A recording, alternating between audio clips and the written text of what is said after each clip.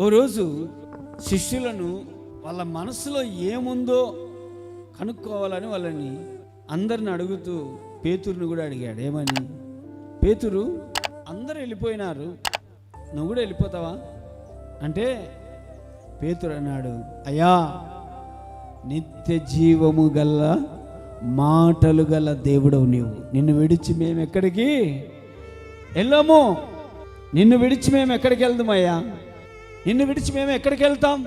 దేవుని బిడ్డలారా, ఎప్పుడైతే ఆ మాట చెప్పాడో, పేతురు, పరలోకమందున్న దేవుడు నీకు ఈ సంగతిని బయలుపరిచాడు అని చెప్పి యేసు ప్రభు ఎక్కడికి వెళ్ళినా కనీసం ముగ్గురిని వెంట పెట్టుకొని వెళ్ళేవాడు. వారిలో మొదటి వాడు ఎవరు చెప్పండి? గట్టిగా చెప్పండి. వారిలో మొదటి వారు ఎవరు? పేతురు. దేవుడు పేతురుకి అన్ని విశదించి చెప్పాడు. అందుకే పేతురు అంటే దేవునికి చాలా ఇష్టం. ప్రతిదీ